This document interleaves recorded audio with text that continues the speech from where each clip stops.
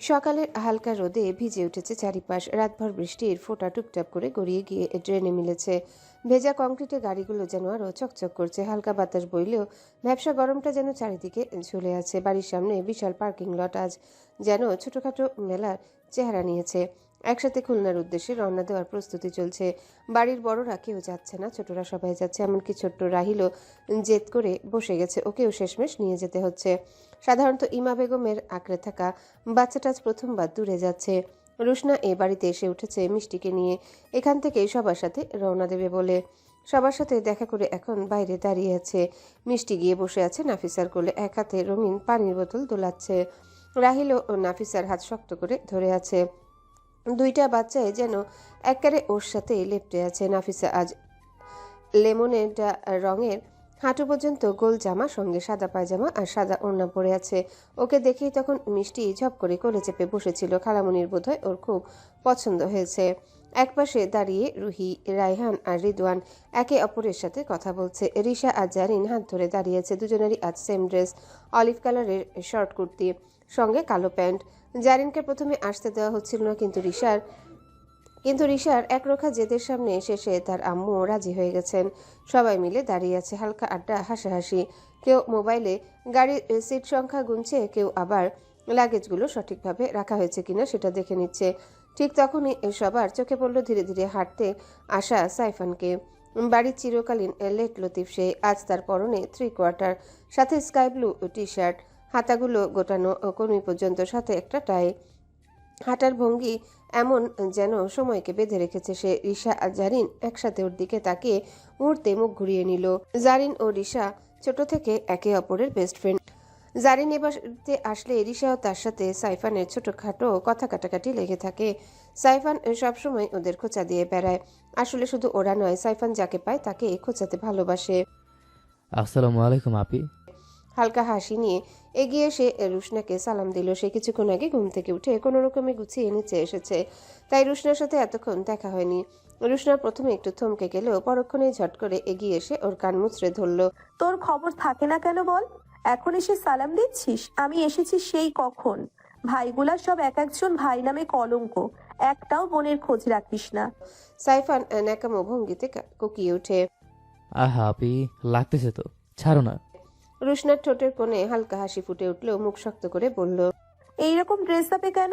উদ্ভট কম্বিনেশন কেন হয়েছে তোর ড্রেস? সাইফান কান ডলতে ডলতে বলল, আহা আপি, আর বলো না। জানো তো আমি সৌন্দর্যের শিকার।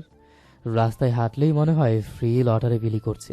শুধু মেয়েরা লাইন মারে, বন্ধুরা পড়াশোনা টেনশনে, আমি পড়েছি বিউটি ক্রাইসিসে। প্রতিদিন এত লাইন সামলাই, কি কষ্ট তা শুধু আমিই জানি। তাই ভাবলাম এরকম ড্রেস পরি, কমসে কম পাগল ভেবে কেউ যেন না তাকায়। একটানা মুখ ঝড়ের মতো কথাগুলো বেরিয়ে এলো। সবাই হেসে গড়িয়ে পড়ল। রুশনা শব্দ করে হেসে পড়ল।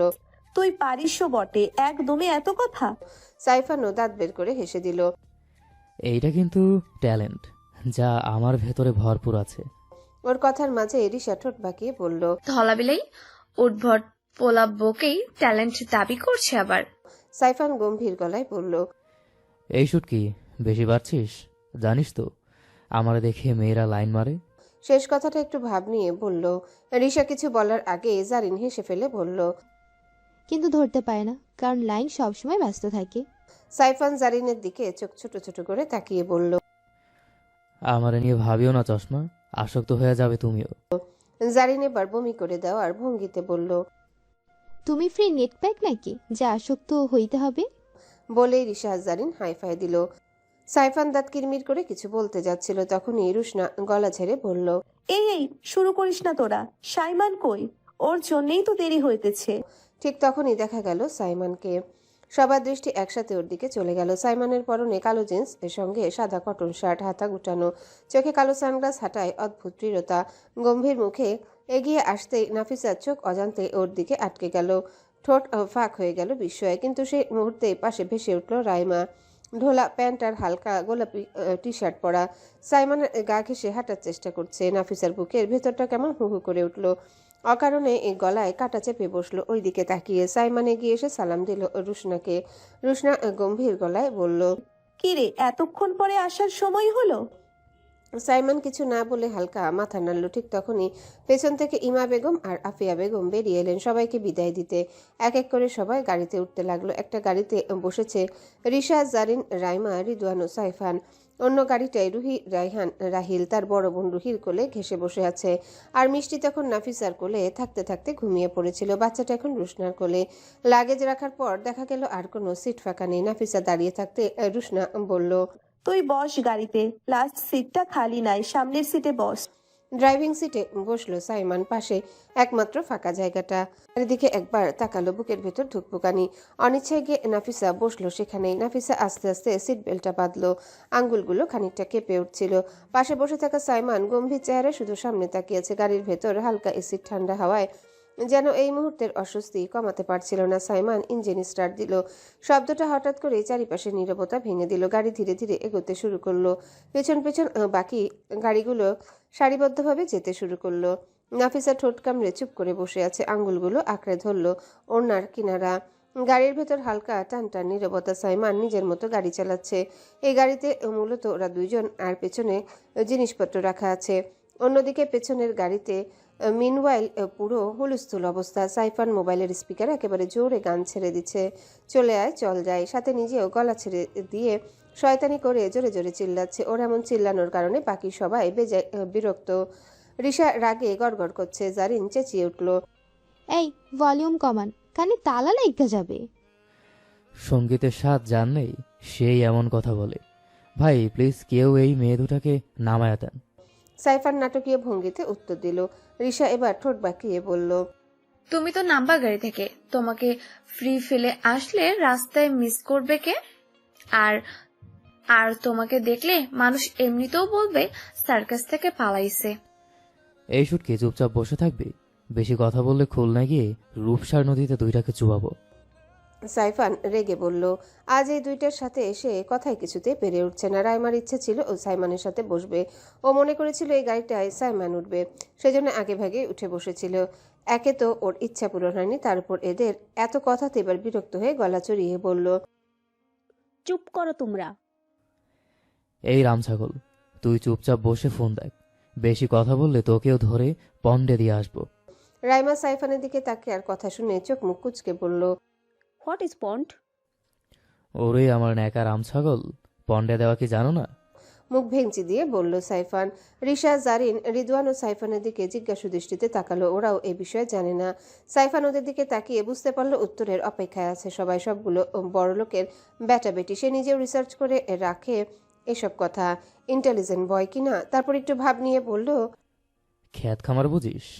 মানুষের খ্যাতে ছাগল গেলে সেই জমির মালিক ছাগল ধরে বন্দি করে রাখে এক জায়গায়, তার বদলে জরিমানা দিয়ে যার ছাগল সে পরে নিয়ে আসে। এটাকেই পণ্ড দেওয়া বলে। আসলে তোরা জানবি কি করে? আমার মতো ইন্টেলিজেন্ট হলে জানতি। ভাব নিয়ে বলল সে। রিদওয়ান, রিশা, জারিন শব্দ করে হেসে দিল। রাইমা মুখ কালো করে কানে হেডফোন গুজে পিঠে হেলান দিয়ে চোখ বন্ধ করে শুয়ে পড়ল। তার বিরক্ত লাগছে এসব। রিদওয়ান হাসতে হাসতে বলল, ভাইয়া পরেও তুমি? অন্যদিকে রাহিল এখন পিছনের সিটে বসে মিষ্টির সাথে খেলায় মগ্ন। মামা ভাগ্নে মিলে টুকটাক হাসাহাসি করছে। দুজনের খিলখিল হাসি পুরো গাড়ির ভেতর ভরে তুলছে। মিষ্টি একটু আগে ঘুম ভেঙে নাফিসার খোঁজ করছিল, কিন্তু রুশনার ধৈর্য ধরে ওকে বোঝালো, তারপর রাহিলের সাথে খেলতে দিল। এখনও খেলায় মজে গিয়ে নাফিসার কথা ভুলেই গেছে। রুশনা এদিকে পাশে বসে ফোনে কথা বলছে তার স্বামী হাবিব এহসানের সাথে। ওদিক থেকে খবর এসেছে হাবিব আর 2 দিন পর আসবে। হঠাৎ কাজে চাপ পড়ায় তাকে আবারও ছুটি ক্যান্সেল করতে হয়েছে। রুশনার চোখ মুখ খানিকটা হতাশার ছায়া হলেও এখনকার মুহূর্তে বাচ্চাদের খুনসুটি সে হতাশা ঢেকে দিয়েছে। গাড়ি চলছে মসৃণভাবে। হালকা ঝিরঝিরে বাতাস জানালার কাছে আঘাত করে ভেতরে আসছে। সূর্যের আলো কাচের ভেতর দিয়ে এসে পড়ছে রুহির মুখে।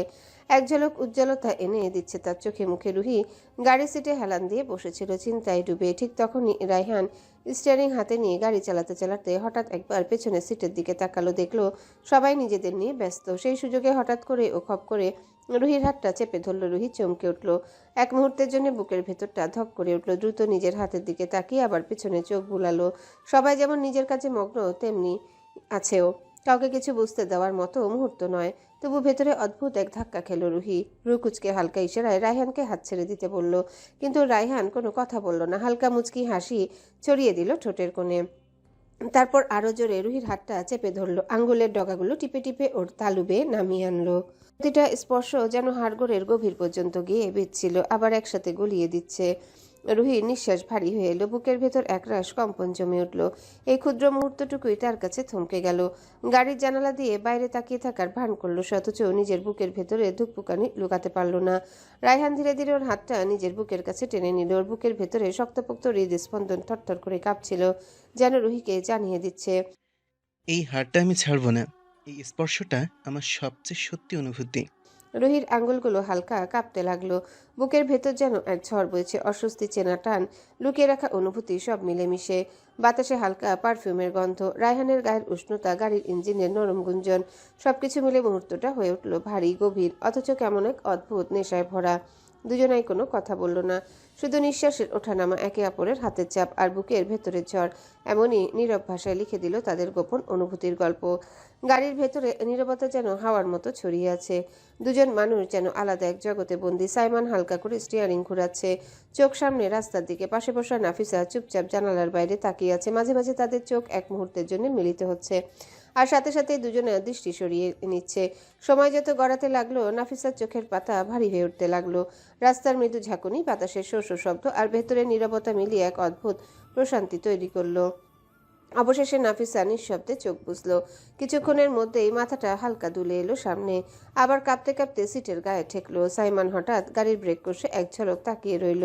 সাদা ওড়নাটা সুন্দরভাবে মাথার চারিপাশে জড়ানো, কেবল নিখুঁত গোল মুখখানা দেখা যাচ্ছে, ভেজা ঠোঁটের কোণে নরম এক রেখা। ঘুমের ভেতরেও এতটা শান্ত যেন পৃথিবীর কোনো দুঃখই তাকে ছুঁতে পারেনি।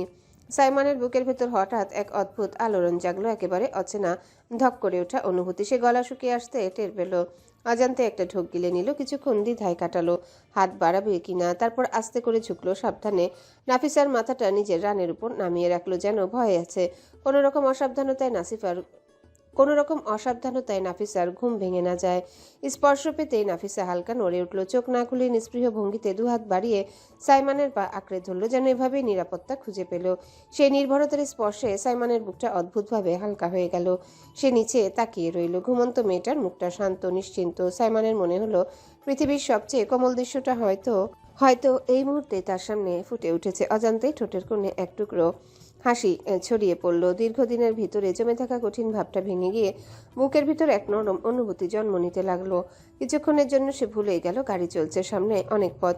অবশেষে গভীর নিঃশ্বাস নিয়ে সাইমন আবারও সামনের দিকে তাকালো, স্টিয়ারিং শক্ত করে ধরল। গাড়ি ধীরে ধীরে আবার গতি নিল, বাইরে পথ এগিয়ে চলল। ভেতরে নিঃশব্দে জন্ম নিল এক অদেখা গল্প। খুলনার খানজাহান আলী সড়ক থেকে ভেতরের দিকে ঢুকলে চোখে পড়ে এক বিশাল প্রাচীন দালান। লোকমুখে পরিচিত নাম মোঘল মঞ্জিল। একসময় জমিদার বাড়ি, যার প্রতিটা ইটে ইতিহাসের ছাপ লেগে আছে। উঁচু লাল ইটের দেয়াল, কোথাও রং উঠে গেছে, কোথাও আবার শ্যাওলার সবুজ ছোপ। সামনের লোহার গেটের মাথায় পুরনো খোদাই করা নকশা, যার দিকে তাকালে বোঝা যায় কালের সাক্ষী হয়ে কত কিছু দেখেছে এই দালান। গেট খুললে সামনে বিশাল উঠোন, মাঝখানে পুকুর, আর চারিপাশ জুড়ে সারি সারি নারিকেল আর আম গাছ। সব মিলিয়ে যেন এক টুকরো হারিয়ে যাওয়া অতীত। এই দালানের সামনেই এসে থামলো একে একে চারটি চকচকে গাড়ি। আধুনিকতার ঝলমলে ছাপ আর প্রাচীন ঐতিহ্যের গাম্ভীর্য মুখোমুখি দাঁড়াতেই যেন সময় থমকে গেল। সবাই একে একে গাড়ি থেকে নামছে, কেবল সাইমনের গাড়িটা তখনও স্থির। নাফিসা এখনো ঘুমিয়ে আছে ওর রানের উপর মাথা রেখে। সাইমন নিচের দিকে তাকিয়ে মৃদুস্বরে ডাক দিল, এই পিচ্ছি ওঠো। নাফিসা হালকা নড়ে চড়ে আবারও নিশ্চিন্তে শুয়ে রইল। সাইমন ঠোঁট চেপে আবার বলল, এবার একটু গম্ভীর গলায়, এই পিচ্ছি, তোমাকে করতে বলেছে। তার সে ভারী গম্ভীর কণ্ঠে এবার নাফিসার চোখের পাতা কেঁপে উঠল। ধীরে ধীরে চোখ খুলল সে। প্রথমে কিছুটা ঘোরের মধ্যে চারিপাশে তাকালো, তারপর মনে পড়ল সে গাড়িতে বসেছিল। মুহূর্তে বুকের ভিতর ধক করে উঠল। এতক্ষণ যে সাইমনের এত কাছাকাছি ছিল, তার পায়ের উপর মাথা রেখে নিশ্চিন্তে ঘুমিয়েছে, এই ভেবে গাল গরম হয়ে উঠল। তাড়াহুড়ো করে উঠে বসলো নাফিসা। সাইমন শান্তস্বরে একেবারে গম্ভীর ভঙ্গিতে বলল, নেমে পড়ো, চলে এসছি আমরা। নাফিসা মাথা নাড়িয়ে হ্যাঁ জানালো। তারপর আস্তে আস্তে গাড়ি থেকে নামলো। চারিদিকে তাকাতেই তার চোখ বিস্ময়ে ভরে উঠল। কেমন অপরিচিত অথচ রাজকীয় পরিবেশ। সামনে দাঁড়িয়ে আছে কিছু অচেনা মানুষ। রুশনা আপি দৌড়ে গিয়ে জড়িয়ে ধরলেন এক ভদ্রলোককে, বয়স 55-56। সাদা কালো চুল, চোখে মুখে রাজুকেও সৌন্দর্যের ছাপ। তার মুখে আনন্দ আর আবেগ একসাথে। পাশে দাঁড়িয়ে আছে আরো কয়েকজন, এক ভদ্রমহিলা, বয়স 50-এর কাছাকাছি, আরো দুইজন ভদ্রলোক ও ভদ্রমহিলা, আর আছে 21 থেকে 22 বছরের এক তরুণ ছেলে, সবার সাথে হাসি মুখে দাঁড়িয়ে। সাইমন গাড়ি থেকে নামতে সেই ভদ্রলোক রুশনার বাবা এসে তাকে জড়িয়ে ধরল। কেমন আছো আব্বু? এতদিন পর মামাদের কথা মনে পড়লো অবশেষে। সাইমন ভদ্রলোককে সালাম দিল, তারপর নিজেও বুকে জড়িয়ে ধরল। লোকটার নাম আব্দুল করিম খান, সাইমনের বড় মামা। বড় মামার পাশ থেকে এগিয়ে এলেন তার স্ত্রী মাহফুজা বেগম, বড় মামি। তিনি স্নেহ ভরা চোখে সাইমনকে দেখে বললেন, কেমন আছিস আব্বু? মামুনিদের কথা আর মনে থাকে না তোমার? এখন বড় হয়ে গেছো, তাই বুঝি আর খোঁজ খবর নেই না? সাইমন হাসি মুখে এগিয়ে গিয়ে বড় মামিকেও জড়িয়ে ধরল। এবার ছোট মামা আবুল হাসান খান এগিয়ে এলেন, উষ্ণ হাতে করমর্দন করে বললেন, কি খবর সাইমন? অনেকদিন পর দেখা হলো। তার স্ত্রী শারমিন আক্তার, ছোট মামিও এগিয়ে আসলো। তাদের ছেলে আরিফুল হাসান খান, ডাকনাম আরিফ, বয়স 21-22, এগিয়ে এসে হাসি মুখে বলল, কেমন আছো ভাইয়া? সবাই একটাকে ভালোবাসা দিল, আমাকে তো কেউই চোখেই রাখলো না। এদিকে সাইফান পাশে দাঁড়িয়ে নাটকীয় ভঙ্গিতে বলল। ওর কথাতেই সবাই হেসে উঠল। পরিবেশটা মুহূর্তে প্রাণবন্ত হয়ে গেল। সবাই সবার সাথে কুশল বিনিময় করলো। নাফিসা চুপচাপ রিশাদের সাথে একপাশে দাঁড়িয়ে আছে। হঠাৎ বড় মামা আব্দুল করিম খান এগিয়ে এসে রাহিলকে কোলে তুলে নিলেন। মিষ্টি হেসে বললেন, চলো বাবা, সবাই ফ্রেশ হয়ে নিই, তারপর ভেতরে বসে গল্প হবে। এভাবে হাসি খুশির আবহে সবাই ধীরে ধীরে ভেতরের দিকে রওনা হলো।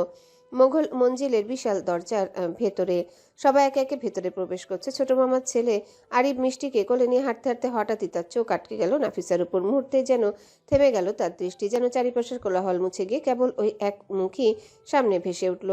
আবির তাকিয়ে রইল স্থির চোখে। হঠাৎ নাফিসার মনে হলো তার দিকে কেউ তাকিয়ে আছে। চোখে পড়ল আরিফের দিকে, সাথে সাথে চোখ মুখ কুঁচকে নিল। চারিপাশে এত অচেনা মানুষ, তার উপর আবার এভাবে কারো চোখে ধরা পড়া এক অজানা অস্বস্তি গ্রাস করলো তাকে। নাফিসা মাথা নিচু করে ফেললো, যেন দৃষ্টিটা এড়িয়ে যেতে চাইলো। তারপর ধীরে ধীরে রিশাদের দিকে আরো ঝুঁকে গিয়ে ভিড়ে মিশে গেল। তার ভিতরে হালকা শিরশিরে একটা অস্বস্তি বোধ। আরিফ নাফিসাকে হঠাৎ ভিড়ের ভিতর মিলিয়ে যেতে দেখে চোখ ঘুরিয়ে এদিক ওদিক দেখতে লাগলো। রুহি ওয়াশরুমে ফ্রেশ হতে গিয়েছে। এদিকে নাফিসা রাহিলকে হাত মুখ ধুয়ে দিয়েছে, নিজেও জামা কাপড় বদলে ফ্রেশ হয়ে নিয়েছে। দুজন খাটের উপর গোল হয়ে বসে আছে। এই রুমটা বরাদ্দ হয়েছে তার, রাহিল আর রাহির জন্যে। এই বাড়িতে প্রত্যেকটা আলাদা আলাদা রুম দেওয়া সম্ভব হয়নি বলে ভাগ ভাগ করে দেওয়া হয়েছে সবার থাকার জায়গা। রাহিল নাফিসার হাত ধরে খেলছে, আঙ্গুলগুলো টিপে টিপে চাপ দিচ্ছে। নাফিসা ওকে দেখছে। রাহিল হঠাৎ বলেই ফেললো, আমার না তোমাকে অনেক ভালো লাগে, তুমি অনেক কিউট। কথাটা বলতে গিয়েও সে লাজুকভাবে চোখ নামিয়ে নিল। নাফিসা মুচকি হেসে ওর গাল ধরে টান দিয়ে বলল, পাকা বুড়ো, তুমি একটা বুড়ো, তোমাকেও আমার অনেক ভালো লাগে। রাহিল গম্ভীর মুখে কপাল কুঁচকে বলল, আমি বুড়ো না, আমি তো ছোট বাচ্চা, তুমি আমাকে বুড়ো বলছো কেন? নাফিসা আবার ওর গাল টেনে দিয়ে হেসে উঠল। তুমি যে এত পাকা পাকা কথা বলো, সেই জন্যই তো তোমাকে বুড়ো বলি, বুঝলে? রাহিল গোল গোল চোখে তাকালো, তারপর কি যেন বুঝে মাথা নেড়ে সায় দিল। ঠিক তখনই খট করে বাথরুমের দরজা খুলে গেল। রুহি চুল মুছতে মুছতে এসে ড্রেসিং টেবিলের সামনে দাঁড়ালো। ওদের দুজনের দিকে তাকিয়ে বলল, কি রে, তোরা এখনো খেতে যাসনি নিচে? পাকা বুড়ো, আপু তোমার সাথে যাব বলে বসে আছি। নাফিসা উত্তর দিল, আমার জন্য বসে থাকার দরকার আছে? দুজন আগে খেয়ে নিলেই পারিস। কথাটা বলেই রুহি মাথা মুছতে মুছতে টাওয়েলটা একপাশে রাখলো, তারপর বলল, চল। তিনজন একসাথে নিচে নামলো। নিচে এসে দেখা গেল সবাই প্রায় খেতে বসে গেছে। কেউ খাচ্ছে, কেউ এখনো গল্প করছে। শারমিন আক্তার মিষ্টিকে খাইয়ে দিচ্ছে। রুশনা পাশে টেবিলে বসে একটা একটা ঢাকনা তুলে রান্না দেখছে, আর মাঝে মাঝে এটা ওটা খাবার তুলে নিজের মুখে পুড়ছে। মিষ্টির দিকে একবারও তাকাচ্ছে না, যেন বাবার বাড়িতে ফিরে সে আবার ছোট হয়ে গেছে। রাইমা মুখ কালো করে খাচ্ছে। রিশা জারিন এখনো খাওয়া শুরু করেনি, গল্পে ব্যস্ত। রিদওয়ান আর আরিফ আড্ডায় মশগুল। করিম খান আর হাসান খান দুই ভাই এখনো খাওয়া শুরু করেনি। প্রিয় ও ভাগ্নে সাইমান না আসা পর্যন্ত নাকি খাওয়া শুরু করবেন না। রায়হান বসে থেকে সবার সাথে গল্প করছে। মাহফুজা বেগম সাইফানকে খাইয়ে দিচ্ছে, আর ও এমন ভঙ্গিতে যেন শুয়ে শুয়ে খেতে পারলে সবচেয়ে বেশি স্বস্তি পেত।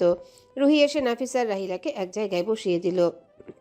শারমিন আক্তার ওদের দিকে তাকিয়ে বললেন, তোমাদের খাবার বেড়ে দিই, খাওয়া শুরু করে দাও, আর রাহিলাকে আমি খাইয়ে দিচ্ছি।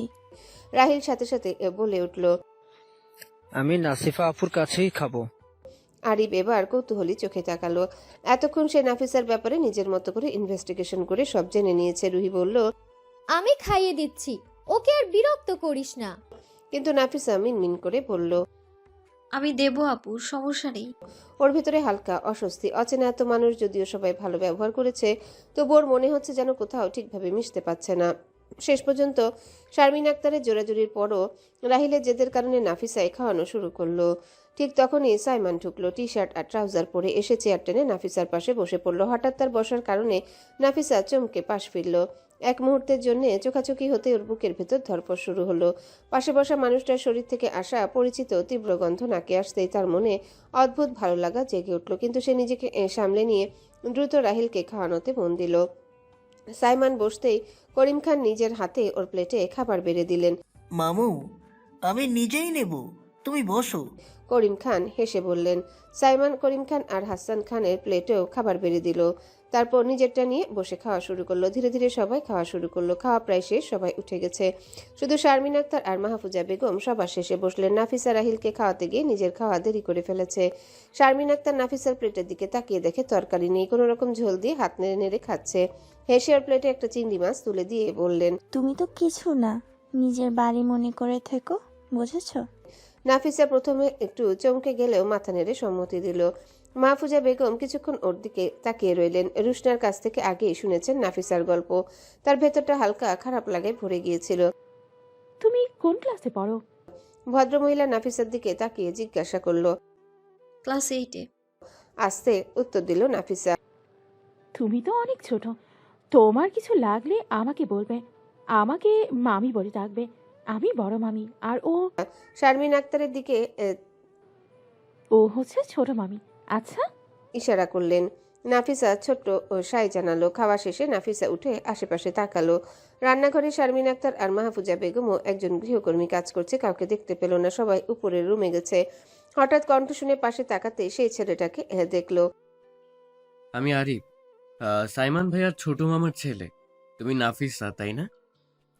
পরে আরো ভালো করে পরিচয় হবে। এখন চলো, তোমাকে সবার কাছে নিয়ে যাই। এক নিঃশ্বাসে এতগুলো কথা বলে ফেললো আরিফ। নাফিসা হা হয়ে গেল। মনে মনে ভাবলো, এদের ভাই বোনদের কি কোনো রোগ আছে নাকি? কথা শুরু করলে আর থামে না, একদম ওর মামার বাইকের মতো। ওর মামার বাইক স্টার্ট নেয় না, কিন্তু একবার স্টার্ট দিলে আর থামে না। সাইমান বাদে প্রায় সবাই একই রকম। মনের ভেতর কথাগুলো বলতে বলতে আরিফ পেছনে পেছনে সিঁড়ি দিয়ে উঠতে লাগলো। নাফিসা উপরে উঠে দেখলো সাইমান মামাদের সাথে বসে গল্প করছে। এক পলক তাকাতে হঠাৎ চোখাচোখি হলো, দুজনাই থমকে গেল। ঠিক তখনই আরিফ ঘুরে দেখলো নাফিসা দাঁড়িয়ে আছে। হঠাৎই হাত ধরে টেনে নিয়ে যেতে লাগলো। এমন করে দাঁড়িয়ে গেলে কেন? এদিকে সবাই বসে আছে। চমকে গিয়ে নাফিসা নিজের হাতে তাকালো। অচেনা ছেলের এভাবে হাত ধরা তার ভিতরে অস্বস্তি তৈরি করলো। সাইমনের দৃষ্টি এবার গিয়ে পড়লো আরিফের হাতে ধরা নাফিসার হাতের দিকে। মুহূর্তে তার চেহারার রং পাল্টে গেল। দাঁত চেপে ডাকলো, আরে আরিফ চমকে হাত ছেড়ে দিয়ে বলল, জি ভাইয়া, কিছু বলবা? পাশ থেকে করিম খান আর হাসান খানও তাকালেন। সাইমান, কিছু লাগবে? সাইমান নিজেকে সংযত করলো। ভেতরে তীব্র রাগ জমে উঠলো। কঠিনভাবে বলল, আমার জন্য এক গ্লাস পানি নিয়ে আয়। আরিফ হতাশ মুখে বলল, আচ্ছা ভাইয়া, দিচ্ছি। আগে নাফিসাকে দিয়ে আসি। না, আগে পানি নিয়ে আয়। দাঁত চেপে বলল সাইমান। হাসান খান তাড়াতাড়ি বললেন, যা আবির, বড় ভাইয়া পানি খেতে চাইছে, পরে নাসিফাকে দিয়ে আসিস। কিছুটা ভেবাচাকা খেয়ে আরিফ নিচে চলে গেল। যাওয়ার আগে ইশারায় নাফিসাকে রুমের দিকটা দেখিয়ে দিল। সবকিছু সাইমনের চোখ এড়ালো না। তুচ্ছ ব্যাপার হলেও তার রাগ হচ্ছে। কেন জানি নাফিসার বিষয়ে তার ভেতরে কোনো কিছুই সহ্য হচ্ছে না। নাফিসা স্তম্ভিত। এইটুকুর ভিতরে কি হলো সে কিছুই বুঝতে পারল না। তারপর চুপচাপ মাথা নিচু করে রুমের দিকে হাঁটা দিল। সাইমান ওর দিকে এক দৃষ্টিতে তাকিয়ে রইল। তারপর হঠাৎ উঠে দাঁড়ালো। মামু, আমি রুমে যাচ্ছি, অনেক টায়ার্ড লাগছে, একটু রেস্ট নেই। করিম খান স্নেহ ভরে বললেন, আচ্ছা যা আব্বু, পরে আবার গল্প হবে। হ্যাঁ। সাইমান চুপচাপ নিজের রুমে চলে গেল। আর করিম খান আর হাসান খান আবারও আড্ডায় মেতে উঠলেন। নাফিসা আরিফের দেখিয়ে দেওয়া রুমে ঢুকতে ভেতরে এক প্রাণোচ্ছল পরিবেশ চোখে পড়ল। সবাই একসাথে বসে আড্ডা দিচ্ছে। সাইফান শুয়ে শুয়ে চিপস খাচ্ছে আর রেদওয়ান ওর পা টিপে দিচ্ছে। বাকি সবাই নিজেদের মতো গল্প করতেই ব্যস্ত। ছোট্ট মিষ্টি খিলখিল করে হেসে ছুটে এলো নাফিসার দিকে। থালামণি, ও থালামণি, বলতে বলতে তার ছোট্ট হাত দিয়ে নাফিসার পা জড়িয়ে ধরল। নাফিসা হেসে উঠল, স্নেহ ভরে বুকে টেনে নিল মিষ্টিকে। ছোট্ট মিষ্টির গাল লাল হয়ে উঠেছে খুশিতে। সরি রে নাফু। পাশে বসা রুশনা মুখটা কুঁচকে বলল, তোকে একা রেখে আমরা চলে আসলাম, খাচ্ছিলিস বলে একেবারেই মাথায় ছিল না তোকে নিয়ে আসবো। আবিরকে পাঠালাম তোকে আনতে, হাদারামটা আবার কোথায় গেল কে জানে। নাফিসা হালকা হেসে উত্তর দিল, আবির ভাইয়াই আমাকে এই গাড়ি দিয়ে গেল। ও তাই নাকি? রুশনা শান্ত হলো, কিন্তু সবার মধ্যে একটা অস্বস্তি টের পেল নাফিসা। রুমের এক কোণে বসা রাইমা ওর দিকে ভুরু কুচকে তাকিয়েছিল। নাফিসা ঢোকা মাত্রই রাইমা বিরক্ত মুখে উঠে দাঁড়ালো। কোথায় যাচ্ছিস? রুহি প্রশ্ন করলো। মাথা ধরছে, রুমে যাচ্ছি। বিরক্ত কণ্ঠে উত্তর দিল রাইমা। যাওয়ার পথে নাফিসার সাথে ধাক্কা লাগালো সে। হঠাৎ ধাক্কা লাগে প্রায় পড়েই যাচ্ছিল নাফিসা, তবুও মিষ্টিকে দু হাতে আঁকড়ে ধরে নিজেকে সামলে নিল কোনো রকমে। সরি, আমি দেখিনি, ভুল হয়ে গেছে।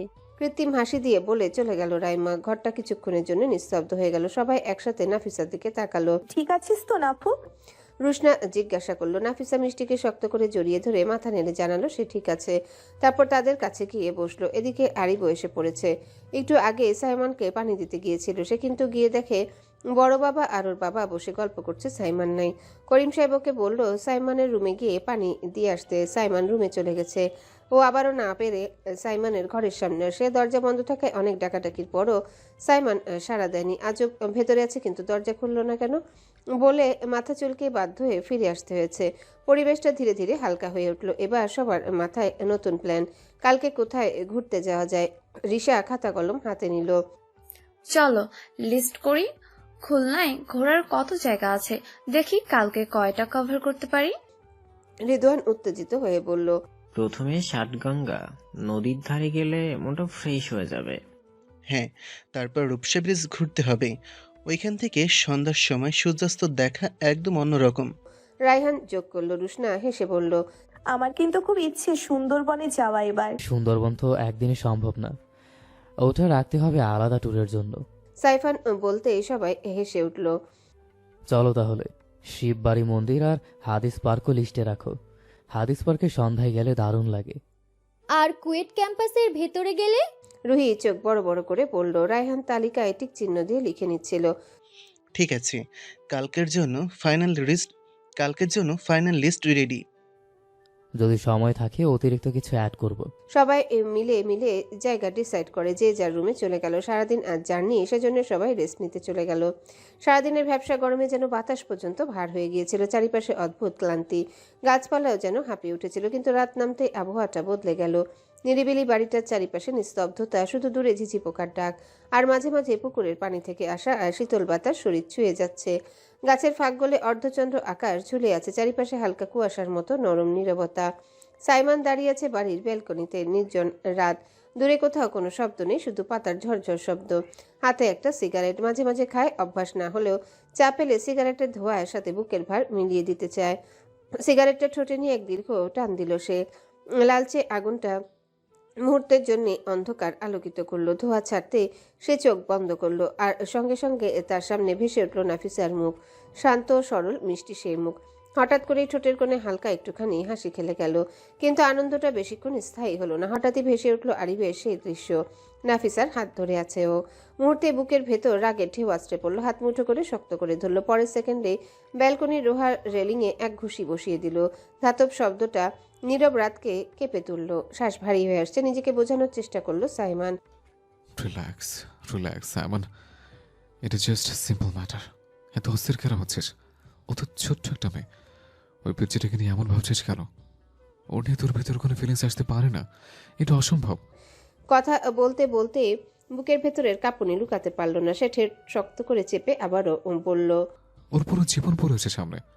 ও তোকে ওর সাথে তোর মানায় না, অনেক ভালো কিছু ডিজার্ভ করে। তাই ওর জন্য কোনো রকম ভাবনা নিয়ে আসা যাবে না, একদমই না। শেষ কথাগুলো যেন চিৎকার হয়ে বের হয়ে এলো ঠোঁট থেকে। মাথা নিচু করে দাঁড়িয়ে রইল ব্যালকনির ঠান্ডা বাতাসে। ধোঁয়া মিলিয়ে যাচ্ছে চারিপাশে, রাতের নীরবতা শুধু তার ভেতরে টানাপোড়ানি গুঞ্জন তুলছে বারবার। পারিস না পিচ্চির জন্য কিছু ভাবতে পারিস না। চারিপাশের পরিবেশ শান্ত, নির্জন। দূরের গাছপালার ফাঁকে চাঁদ হালকা আলো ঢেলে দিচ্ছে, কিন্তু সাইমনের বুকের ভেতরের অশান্তি ক্রমে গভীর হয়ে উঠছে। সবাই যে যার রুমে চলে গেছে। রাত গভীর হয়ে এলে চারিপাশ নিস্তব্ধ হয়ে পড়ল। রুশনার রুমে দেখা গেল আরিফ ওর কোলের উপর মাথা রেখে শুয়ে আছে। মিষ্টি ঘুমিয়ে পড়েছে। রুশনা ছোট ভাইয়ের চুলে হাত বুলিয়ে দিচ্ছে। হঠাৎ নিস্তব্ধতা ভেঙে আরিফ আসতে বলল, আপি, আমার ওই মেয়েটা অনেক পছন্দ হয়েছে। রুশনা ভ্রু কুঁচকে তাকালো। কি বড় বোনের সামনে সরাসরি বলছিস একটা মেয়েকে পছন্দ হয়েছে? লজ্জা শরম কিছু নাই? বলেই মজা করে চুলগুলো টেনে দিল। আরিফ লাজুকভাবে হেসে গাল লাল করে ফেললো। রুশনা এবার ভ্রু নাচিয়ে জিজ্ঞাসা করলো, বলতো কে মেয়েটা? আরিফ কুণ্ঠা ভরা কণ্ঠে বলল, যে নাফিসা নামে যে মেয়েটা, ওকে আমার অনেক ভালো লেগেছে। তার গাল দুটো এবার আরো লাল হয়ে উঠল। রুশনা চোখ ছোট ছোট করে ওর দিকে তাকালো, তারপর হঠাৎ হেসে দিল। যাক, এতদিন ভেবেছিলাম তোর রুচি একদমই খারাপ, আজ বুঝলাম তুই হীরা চিনতে জানিস। আমিও ওকে পছন্দ করি। আরিফ উঠে বসে আগ্রহ ভরে রুশনার হাত ধরে বলল, আপি প্লিজ, যেভাবেই হোক ওই মেয়েটাকে আমার চাই। রুশনা হেসে বলল, যেন ও জিনিস চাই বললেই দিয়ে দিব। আপি প্লিজ প্লিজ, আমি মজা করছি না, আমি সিরিয়াস। ওই মেয়েটাকে পেতে হলে যা যা করতে হবে আমি রাজি। প্লিজ আপি। রুশনা এবার একটু গম্ভীর হলো। দেখা যাবে। আপি না, দেখা যাবে না, তুমি প্রমিস করো যেভাবেই হোক ওই মেয়েটাকে আমার করে দিবে। রুশনা ছোট ভাইয়ের দিকে তাকিয়ে মুচকি হাসলো। শোন, মেয়েটা অনেক কিছু সহ্য করেছে। ওর ব্যাপারে যতটুকু শুনেছি বুঝেছি ওকে সামলানো সহজ না। আর তুই এখন অনেক ছোট, এসব ভাবার জন্য অনেক সময় পড়ে আছে। আপাতত নিজের কেরিয়ারের দিকে বলতে। আরিফ ভীষণ অনুরোধের ভঙ্গিতে বলল, আপি আমি সব করব, তুমি যা বলবে তাই করব, ক্যারিয়ারেও ফোকাস করব, কিন্তু ওই মেয়েটাকে আমার জন্য রাখো প্লিজ আপি। রুশনা ছোট ভাইয়ের মাথায় স্নেহ ভরে হাত বুলিয়ে দিল। আমার ভাইয়ের জন্য এটুকু তো করতেই পারি। হ্যাঁ, কথা দিচ্ছি, সময় হলে ওকে তোর সঙ্গে বেঁধে দেওয়ার চেষ্টা করব। খুশিতে আরিফ বড় বোনকে জড়িয়ে ধরলো। সারাদিনের ভ্যাপসা গরম যেন চারিপাশে ভারী হয়েছিল। বাতাস যেন আটকে ছিল, নিঃশ্বাস নিতে কষ্ট হচ্ছিল। গাছপালা পর্যন্ত হাঁপিয়ে উঠেছিল। সন্ধ্যা নামার সাথে সাথে আবহাওয়ার ভেতরে হালকা বদল আসতে শুরু করলো। দূর আকাশে সোনালি লালাভা মিশে গিয়ে আস্তে আস্তে ঠান্ডা হাওয়া বইতে লাগলো। সেই হাওয়া শরীরে লাগতে যেন সারাদিনের ক্লান্তি খানিকটা মিলিয়ে গেল। বাড়ির আশেপাশে নিস্তব্ধতা, শুধু শিমুল গাছের পাতা দুলে দুলে সাই সাই শব্দ করছে। মাঝে মাঝে কোথাও একটা দমকা বাতাস এসে পর্দা উড়িয়ে দিচ্ছে, আর গায়ের উপর ঠান্ডা শিহরণ বয়ে যাচ্ছে। এমন শান্ত আবহাওয়ার মাঝে হঠাৎ আকাশ ভারী হতে শুরু করলো। মেঘ জমে কালো হয়ে এলো চারিদিক। মুহূর্তে বিদ্যুতের ঝলকানি আকাশকে আলোকিত করে দিল। আর তার পরপরই নামলো ঝুম বৃষ্টি। বৃষ্টির শব্দে যেন চারিপাশ ভরে গেল। টুপটাপ শব্দ, গাছের পাতায় ঝিরিঝিরি আঘাত, পুকুরের জলে গোল গোল ঢেউ ছড়িয়ে পড়া, সব মিলে এক অপূর্ব সুরেলার শব্দে ভরে উঠল রাত। বাতাসে মাটির সোদা গন্ধ ছড়িয়ে পড়ল। সেই গন্ধের সাথে ভিজে মাটির ঠান্ডা স্পর্শ যেন মনকেও ভিজিয়ে দিল। সারাদিনের গরমে ঘর যেন অগ্নিকুণ্ডের মতো ছিল, কিন্তু এই বৃষ্টির পর একেবারে শীতল আরামদায়ক হয়ে গেল। চারিপাশে এখন কেবল বৃষ্টির শব্দ, বাতাসে দোলা আর মাটির মিষ্টি গন্ধ। দূরে কোনো কোনো গাছে ডালে ভিজে পাখি ডাকছে মৃদু স্বরে। এই রাতটা যেন পুরো বাড়িকে নতুন করে সাজিয়ে দিল। ক্লান্তি, গরম, অস্বস্তি সব ধুয়ে নিয়ে গিয়ে এনে দিল এক ঠান্ডা প্রশান্তি। নাফিসার ঘুম ভেঙে গেল। উঠে বসে পাশে তাকাতেই দেখলো রাহিল আর রুহি দুজনাই ঘুমে বেভোর। বেশ ঠান্ডা ঠান্ডা ভাব। নীরবে উঠে দাঁড়িয়ে আলতো করে ওদের গায়ে কাঁথা চাপিয়ে দিল। ছোট্ট রাহিলের মাথায় হাত বুলিয়ে দিল স্নেহ ভরে। তারপর ধীরে ধীরে বিছানা থেকে নেমে জানালাগুলো বন্ধ করলো। বাইরে বৃষ্টির টুপটাপ শব্দ, বাতাসের সাথে গায়ের গন্ধ মিশে আসছে ঘরে। সবকিছু ঠিক করে নাফিসা আস্তে করে দরজা খুলে বাইরে বের হলো। করিডোরে হালকা আলো জ্বলছে, চারিপাশে নিস্তব্ধতা। দূরে কোথাও বৃষ্টির শব্দ, গাছের পাতায় বৃষ্টির টুপটাপ আঘাত, আর মাঝে মাঝে হালকা বাতাস বইছে। হঠাৎ নাফিসার বৃষ্টিতে ভিজতে ইচ্ছা হলো। কিছু না ভেবে করিডোর পেরিয়ে সিঁড়ির দিকে এগিয়ে গেল। একটুখানি আঘাতে ছাদের দরজা তালা খুলে গেল। নীরব ভঙ্গিতে ধীরে ধীরে উপরে উঠল সে। চারিপাশ নিস্তব্ধ, কেবল বৃষ্টির শব্দ আর বাতাসের হাহাকার শোনা যাচ্ছে। অন্যদিকে সাইমান নিজের ভেতরের বিরক্তি কিছুতেই সামলাতে পারছিল না। মনের অস্থিরতা দূর করতে ভাবলো আজই লং ড্রাইভে বের হবে এবং এই বৃষ্টির ভেতরে সেই সিদ্ধান্ত নিয়ে রুম থেকে বের হলো। ঠিক তখনই চোখে পড়ল নাফিসার দিকে। এত রাতে কোথায় যাচ্ছে ভাবতে ব্রু কুঁচকে থেমে গেল। এক মুহূর্ত দ্বিধা করে তারপর নিঃশব্দর পেছন পেছন গেল। চারিপাশ নিস্তব্ধ, শুধু বৃষ্টির টুপটাপ শব্দে রাতটা যেন এক অন্যরকম আবেশে ডুবে আছে। করিডোর পেরিয়ে নাফিসা আস্তে আস্তে সিঁড়ি বেয়ে ছাদের দিকে উঠল। চারিপাশ অন্ধকার, কেবল ছাদের এক কোণে লাগানো বাতিটা বৃষ্টির পানিতে ঝাপসা হয়ে জ্বলছে। সেই আলোতে ভিজে ভিজে উঠছে চারিদিক। দরজার ফাঁক দিয়ে ঠান্ডা বাতাসের ঝাপটা এসে গায়ে লাগতেই শিহরণ জাগলো নাফিসার শরীরে। চোখ বন্ধ করে মাথা উঁচু করে দাঁড়ালো। সাদা হলুদের মিশ্রণে পাতলা জামাটা ভিজে একেবারে শরীরের সাথে লেগে গেছে বৃষ্টির পানিতে। প্রতিটা নিঃশ্বাসে বুক ওঠানামা করছে। বৃষ্টির ফোঁটা গড়িয়ে গিয়ে সে বুকে মিলিয়ে যাচ্ছে। মুখে চোখে ঠোঁটে বৃষ্টি জমে ঝরছে বারবার। যেন অদ্ভুত এক জন্মের মতো দীপ্তি ছড়াচ্ছে ওর গায়ে। ঠিক তখনই সাইমন ছাদের দরজায় এসে দাঁড়ালো। ভ্রু কুঁচকে গেল। সামনের ছাদের বাতিটা ভিজে ভিজে কাঁপছিল। চারিপাশে শুধু বৃষ্টির শব্দ, আলোতে দাঁড়ানো ভেজা নাফিসা। সাইমনের বুকের ভিতর হঠাৎ কেমন যেন ঝড় বইতে শুরু করলো। ওর চোখে পড়তে বুকের ভিতর দমকা হাওয়ার মতো কিছু আছড়ে পড়ল। মাথা উঁচু করে বৃষ্টিতে চোখ বন্ধ করে দাঁড়ানো নাফিসাকে দেখে মনে হচ্ছিল এই বৃষ্টির রাতটা কেবল তাকে ঘিরেই সাজানো। সে আস্তে আস্তে এগিয়ে গেল। কাছে যেতে নাফিসার কাঁধে তার গরম নিঃশ্বাস পড়ল। হঠাৎ চমকে উঠে নাফিসা পিছনে তাকালো। দুজনার মুখ একেবারেই কাছাকাছি। বৃষ্টির ফোঁটা দুজনার গায়ে ঝরছে। নিঃশ্বাস মিশে যাচ্ছে একে অপরের সাথে। নাফিসার ভেতরে কাঁপা কাঁপা অনুভূতি জমতে লাগলো। বুকটা যেন ধরফর করতে লাগলো অকারণে। বৃষ্টির ফোঁটাগুলো গায়ে এসে পড়ছে। ঠান্ডা শিহরণ জাগছে। এক মুহূর্তে সাইমন হাত বাড়িয়ে নাফিসার কোমর টেনে নিল নিজের কাছে। ভেজা শরীর জড়িয়ে ধরে এক দৃষ্টিতে তাকিয়ে রইল ওর গোলাপি ঠোঁটের দিকে। পানিতে ভিজে ঠোঁটটা যেন আরো উজ্জ্বল, আরো লোভনীয়। সাইমন কাপা আঙ্গুল বাড়িয়ে ঠোঁট ছুঁয়ে দিল। নাফিসা অবাক হয়ে গেল। প্রতিরোধ করার মতো শক্তি খুঁজে পেল না। শুধু অনুভব করলো বৃষ্টির ফোঁটায় ভেজা ঠোঁটের দিকে তাকিয়ে আছে সাইমন। বিদ্যুতের মতো ঝটকা নাফিসার গায়ে খেলে গেল। চোখ বন্ধ হয়ে এলো। শরীরটা কেঁপে উঠল অনিয়ন্ত্রিতভাবে। সেই মুহূর্তে সাইমন যেন ঘরের মধ্যে চলে গেল। পরের মুহূর্তে নাফিসা টের পেল তার ঠোঁট অন্য কারো আয়ত্তে। চোখ মেলে তাকাতে চাইল, কিন্তু বৃষ্টির ঝাপটা এত তীব্র যে সব ঝাপসা হয়ে গেল। শুধু বুঝতে পারলো সাইমন ওর ঠোঁটে পাগলের মতো ডুবে গেছে। নড়তে পারছে না। শরীর ফ্রিজ হয়ে গেল। শ্বাস নিতে কষ্ট হচ্ছিল। হাঁসফাঁস করতে লাগলো। শ্বাস বন্ধ হয়ে আসছে মনে হয়।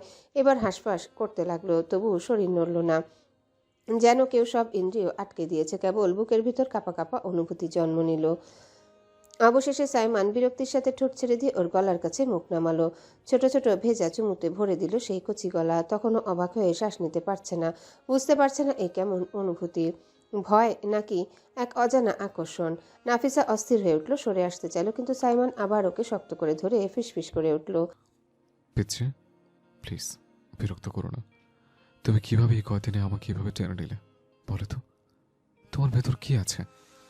কালো জাদু করেছো নাকি? বলতে বলতে ওর বিউটি বন্ডের উপরে থাকা ছোট্ট কালো তিলে দাঁত বসিয়ে দিল। নাফিসা গুমড়ে উঠল ব্যথায়। সাইমন সাথে সাথে ওখানে ঠোঁট ছুঁয়ে আস্তে আস্তে চুমু দিয়ে ব্যথা সারাতে লাগলো। ঠিক সেই মুহূর্তে আকাশ কাঁপিয়ে বিদ্যুতের শব্দে থমকে গেল সাইমন। সে এতক্ষণ কি করছিল? মাথায় আসতে আচমকা চমকে উঠল। আরেক ঝটকায় নাফিসাকে দূরে সরিয়ে দিল। ধাক্কা খেয়ে নাফিসা মাটিতে পড়ে গেল। বুকের ভিতর দ্রুত নিঃশ্বাস চলতে লাগলো। চোখ বড় বড় করে তাকিয়ে রইল সাইমনের দিকে। ওদিকে সাইমন দুহাতে নিজের চুল মুঠো করে ধরে মাথা নিচু করে গলা ফেটে আসলো রাগে ঘৃণায়। আমি কি করলাম? আমি কি করলাম যে পিচ্ছিটা আমার ভরসা করে তার চোখে আজ আমি আর আলাদা কোনো মানুষ নই। আজ একটা দানব যে অন্য পুরুষের মতো যারা নারী অসহায় সুযোগ নেয়, নিজের ফাকিং অনুভূতি কন্ট্রোল করতে পারে না। পাশের ফুলের টবগুলো একের পর এক ভেঙে ফেলতে লাগলো। উন্মাদ পাগলের মতো আচরণ করতে শুরু করলো। মাটির সাথে মিশে যেতে লাগলো ভাঙা টুকরো। একটা টপের ভাঙা অংশে হাত কেটে রক্ত ঝরছে টুপটাপ করে। বৃষ্টির ভেতর হাঁটু ভেঙে বসে পড়ে নিজেকে গালি দিতে লাগলো। ফাকিং ইডিয়েট আমি। নিজেকে নিয়ন্ত্রণ করতে পারিস না তুই? তো একটা জন্তু, একটা শয়তান। নাফিসা শ্বাস নিতে নিতে ধীরে ধীরে উঠল। শরীরে এখনো সেই স্পর্শের ঝড় বইছে। অদ্ভুত এক অনুভূতি জমে আছে ভেতরে। ব্যথা, কাঁপুনি, অজানা আনন্দ, ভয় সব মিশে একাকার। সে এগোতে চাইলে সাইমন হঠাৎ হাত তুলে ধাক্কা দিয়ে সরিয়ে দিল। গর্জে উঠল, দূরে থাকবে, আমার কাছে আর আসিস না। চারিপাশে তখন কেবল বৃষ্টির গর্জন, ভাঙা ফুলের টবের টুকরো আর এক অসহায় ভাঙা হৃদয়ের চিৎকার। সাইমন হঠাৎ এক ঝটকা দিয়ে উঠে দাঁড়ালো। বুক ধরফর করছে। নিঃশ্বাস ভারী হয়ে উঠেছে। মাথার ভিতরে ঝড় বইছে। সে কি করলো, কেন করলো, কিছুই যেন বোঝার বাইরে চলে গেছে। এক মুহূর্ত সময় নষ্ট না করে দ্রুত পায়ে ছাদের সিঁড়ি ধরে নেমে গেল। পিছনে রয়ে গেল ভিজে ছাদ, ঝুম বৃষ্টির ধারা আর নিস্তব্ধ রাতের বুকে জমে থাকা অস্থিরতা। নাফিসা এক জায়গায় স্থির দাঁড়িয়ে রইল। চোখ মেলে অনেকক্ষণ ধরে সাইমনের চলে যাওয়ার দিকে তাকিয়ে থাকলো। মনে হলো এখনো যেন ওর উষ্ণ নিঃশ্বাস গায়ের উপর ভাসছে। ওর শক্ত হাত কোমরের কাছে চেপে আছে। শরীরটা শিওরে উঠছিল বারবার। মাথার ভেতর এত কিছু ঘুরপাক খাচ্ছে যে নিজের ছোট মস্তিষ্কে কিছুই ধরতে পারছে না। এই প্রশ্নগুলো বুকের ভিতর গুঞ্জন তুলতেই চোখ ভিজে এলো। হঠাৎ বুকের ভারে আর আটকে রাখা গেল না। ফুপিয়ে কেঁদে উঠল। বৃষ্টির ফোঁটার সাথে মিশে গেল তার কান্নার স্রোত। ঝুম বৃষ্টি যেন তার কান্নাকে দ্বিগুণ করে তুলল। আকাশও কি কাঁদছিল তার সাথে? মনে হলো যত ফোঁটা আকাশ থেকে ঝরছে প্রতিটা যেন তার বুকের অজানা যন্ত্রণার প্রতিচ্ছবি। ভেজা চুল কপালে আটকে গেছে, চোখের পানি আর বৃষ্টির পানি মিলেমিশে গাল বেয়ে গড়িয়ে পড়ছে। ঠোঁট কাঁপছে, বুকের ভেতর হাহাকার জমছে, নিঃশ্বাস নিতে কষ্ট হচ্ছিল। কাঁপতে থাকা গলাটা কেবল ফিসফিস করছিল নিজের সাথেই। আমি কি করব? আমি কি করব এখন? চারিপাশে কেবল বৃষ্টির গর্জন, বাতাসে হাহাকার, আরেক অসহায় মেয়ের কান্না, মিলেমিশে এক অদ্ভুত সুর ভরে গেল রাতটা। রাশিদ ভিলা আজ অন্যদিনের মতো নেই। সকাল থেকে চারিপাশে এক অদ্ভুত ব্যস্ততা, হালকা উচ্ছ্বাস আর চাপা উত্তেজনা ছড়িয়ে আছে। বাড়ির বিশাল ফটক পেরিয়ে ভেতরে ঢুকলেই চোখে পড়ে ঝকঝকে আলোয় সেজে উঠেছে প্রতিটি কোণ। ড্রয়িং রুম থেকে বারান্দা, ডাইনিং টেবিল থেকে সিঁড়ির ধাপ, সবখানেই যেন প্রস্তুতির আমেজ। আজ বাড়ির বড় কন্যাকে দেখতে আসবে ছেলেপক্ষ, তাই সকাল থেকে বাড়ির স্টাফরা এক মুহূর্ত বসতে পারছে না। কেউ গ্লাস মগ পরিষ্কার করছে, কেউ ফুল সাজাচ্ছে, কেউ বা বারবার খাবারের তালিকা মিলিয়ে নিচ্ছে। বাড়ির মহিলারাও কম যান না। আফিয়া বেগম শাড়ির স্টাফদের ভালো করে সবকিছু বুঝিয়ে দিচ্ছে, আর ঘরের এক কোণ থেকে অন্য কোণে ছুটে বেড়াচ্ছেন। আফিয়া বেগম বাড়ির স্টাফদের ভালো করে সবকিছু বুঝিয়ে দিচ্ছে, আর ঘরের এক কোণ থেকে অন্য কোণে ছুটে বেড়াচ্ছেন। ইমা বেগমও চারিদিক সাজাচ্ছেন নিখুঁতভাবে। অন্যদিকে বিলকিসারা রান্নাঘরে দাঁড়িয়ে বাকি আয়োজন তদারকি করছেন। চারিদিকে যেন উৎসবের মতো পরিবেশ, কিন্তু তার মাঝে চাপা এক টান টান উত্তেজনা ভাসছে। রুহি বিছানায় বসে আছে, হাতে ফোন। পর্দার আলো বারবার চোখে পড়ছে, কিন্তু কলের ওপাশে কেউ ফোন ধরছে না। মুখে বিরক্তি, চোখে জল জমে আছে। বারবার ডায়াল করছে, কিন্তু কোনো সাড়া নেই। একসময় রাগে ফুঁসে উঠে ফোনটা মেঝেতে আছড়ে ফেলল। চ্যাং করে শব্দে চারিপাশে নীরবতা কেঁপে উঠল। ফোনটা ভেঙে চারিদিকে টুকরো ছড়িয়ে পড়ল। ঠিক তখনই দরজা ঠেলে ভেতরে ঢুকলো রিশা আর নাফিসা। দরজার ভেতরে পা রাখতে প্রথমে চোখে পড়ল মেঝেতে পড়ে থাকা ভাঙা মোবাইল। দুজনে এক মুহূর্তে আটকে উঠল। আপনি? দুজনে একসাথে ছুটে গেল রুহির দিকে। রুহি তখন ঠোঁট কামড়ে চোখের জল চেপে রাখার চেষ্টা করছে, কিন্তু পারল না। নাফিসার বুকের ভেতর হুট করে নিজেকে সঁপে দিল। চোখের জলে ভিজে গেল ওর কাঁধ। বড় বোনকে এভাবে ভেঙে পড়তে দেখে রিশার চোখও ভিজে উঠল। সে কাঁপা কাঁপা কণ্ঠে বলল, আপু কি হয়েছে? তুমি কাঁদছো কেন? নাফিসা রুহির মাথায় হাত বুলিয়ে দিতে লাগলো, শান্ত করার চেষ্টা করছে, কিন্তু রুহির কান্না যেন আরো বেড়ে যাচ্ছে। রিশা এবার বুক ভরা দীর্ঘশ্বাস ছেড়ে পাশে বসে পড়ল। কণ্ঠে প্রশ্ন আর বেদনা মিশে বলল, তোমাকে তো আজ ছেলে পক্ষ দেখতে আসবে, এই জন্যই কাঁদছো আপু? তুমি কি কাউকে পছন্দ করো? করলে সেটা সবাইকে বলে দিলেই তো হয়। রুমের ভেতর তখন এক অদ্ভুত নীরবতা। পর্দা দোল খাচ্ছে বাতাসের ঝাপটায়। দূরে সাজসজ্জার আলো ঝাপসা হয়ে দেখা যাচ্ছে জানালা দিয়ে। আমাদের দুলাভাইকে যার জন্য কেঁদে কেটে সমুদ্র বানিয়ে ফেলছো। নীরবতার মাঝে রিশা বলে উঠল। রুহি কিছুক্ষণ চুপ থেকে জোরে ফুপিয়ে উঠল। কান্নার মাঝে মাথা নিচু করে ফিসফিস করে বলল, রায়হান ভাই। শুনেই রিশা আর নাফিসা দুজনে স্তব্ধ হয়ে গেল। কয়েক সেকেন্ড পর রিশা বিস্ময়ে চেঁচিয়ে উঠল, কি? রায়হান ভাই? কি বলো? বলে নিশ্চিন্ত ভঙ্গিতে বিছানার উপর চিত হয়ে শুয়ে পড়ল। তোমরা দুজন তো হ্যাব্বি তলে তলে টেম্পো চালাচ্ছ। কবে থেকে এসব হচ্ছে আমরা কিছুই জানতে পারলাম না। রুহি চোখ ভেজা অবস্থায় কিছু বলতে চাইলে রিশা এবার ওর হাত ধরে গম্ভীর কণ্ঠে বলল, শোনো, যদি সত্যিই তোমার কোনো সমস্যা থাকে তবে আমার কাছে বলো, আমি গিয়ে সবার সামনে বলে দেব তোমাদের ব্যাপারে। এতে টেনশনের কি আছে? সবাইকে বললেই তো হয়ে যায়। রুহি মুখ তুলল, চোখ লাল হয়ে আছে, কান্নায় কণ্ঠ কাঁপছে। না রিশু, ব্যাপারটা এত সহজ না। রায়হান ভাই বলেছেন বড় আব্বুর মুখের ওপর কিছু বলতে পারবেন না। বড় আব্বু তার বন্ধুকে কথা দিয়ে ফেলেছেন, তিনি যদি এখন মত পাল্টান তবে সেটা হবে কথার খেলাফ। রিশা এবার ঝটকা দিয়ে উঠে দাঁড়ালো, বিরক্তিতে মুখ সিটকে উঠল। এই ভয়ে কি যার সাথে বলবে তার সাথে বিয়ে করতে হবে নাকি? এটা তো একেবারে বাজে কথা। না চাইলে না বলাই যায়। আমি এখনই রায়হান ভাইয়ের সাথে কথা বলছি। রুহি আবারও ভেঙে পড়ল, চোখ দিয়ে টপ টপ করে পানি পড়ছে। থেমে থেমে বলল, ফোন করছি কতক্ষণ ধরে, রিসিভ করছেন না। অনেকবার ট্রাই করেছি, চট্টগ্রাম চলে গেলে। ঘরটা মুহূর্তে নিস্তব্ধ হয়ে গেল। শুধু কান্নার শব্দ আর বাইরে হালকা বাতাসে দুলতে থাকা জানালার শব্দ ভেসে আসছে। নাফিসা এবার শান্ত করার ভঙ্গিতে বলল, আপি শান্ত হও, প্লিজ শান্ত হও। চুপচাপ বসে একবার ডিসকাস করো। তুমি সবার সাথে খোলাখুলি বলো, দেখবে সবাই বুঝবে। রুহি ঠোঁট কামড়ে তাকালো নাফিসার দিকে, কণ্ঠে হতাশার আভাস। নাফু, তুই কি সবাইকে তোর মতো সরল মনে করিস? এত সহজে কেউ মানবে ভেবেছিস? নাফিসা চুপ করে গেল। রিশা এবার এসে দুজনের মাঝখানে বসে পড়ল, চোখে দৃঢ়তা, কণ্ঠে জেদ। শোনো, কান্না করে কিছু হবে না। এখন আমাদের তিনজনকে মিলেই ভাবতে হবে। এই বিয়ে যেভাবেই হোক ক্যান্সেল করতে হবে, আর রায়হান ভাইয়ের সাথে যোগাযোগ করতেই হবে। রুহি কিছু না বলে মাথা নিচু করে বসে রইল, চোখ থেকে টপটপ করে অশ্রু পড়ছে। নাফিসা আস্তে করে তার হাত চেপে ধরল আর রিশা দৃঢ় ভঙ্গিতে বলল। রিশা একটু রাগী সুরেই বলল, রায়হান ভাই এত ভয় নিয়ে কি করতে প্রেম করতে এসেছিল? তুমি এক কাজ করো, ক্যান্সেল করে দাও।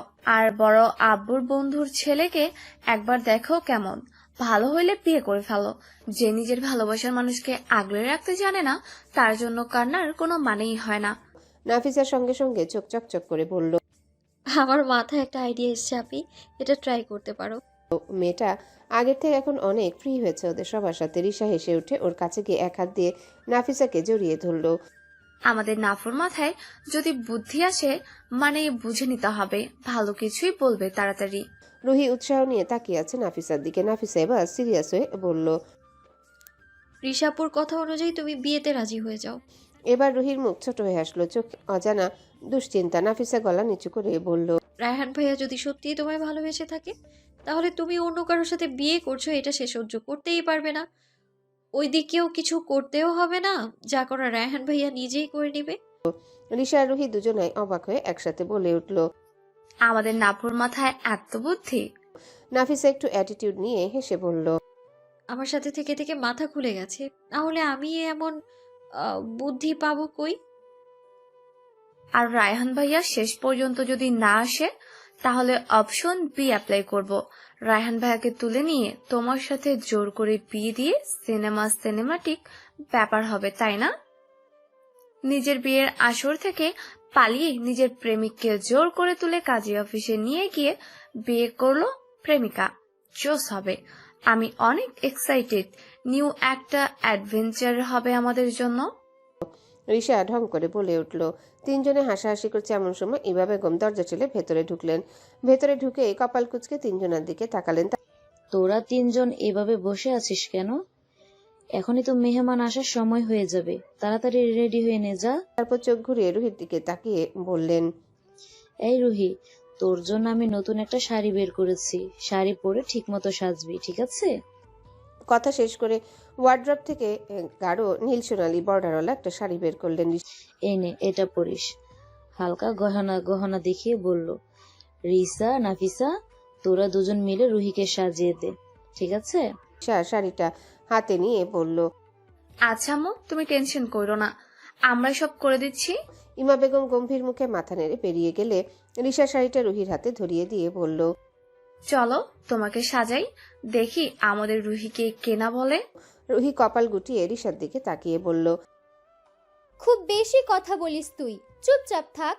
নাফিসা রিশার কথা বলার ভঙ্গিমা দেখে এই হেসে দিল।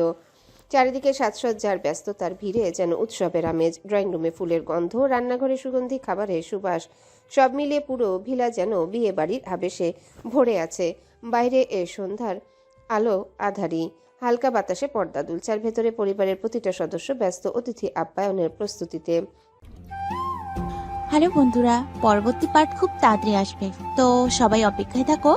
আর চ্যানেলটি যারা এখনো সাবস্ক্রাইব করোনি, তারা পরবর্তী পার্ট দেখার জন্য চ্যানেলটি সাবস্ক্রাইব করে রেখো। ধন্যবাদ সবাইকে, আমাদের সাথেই থেকো।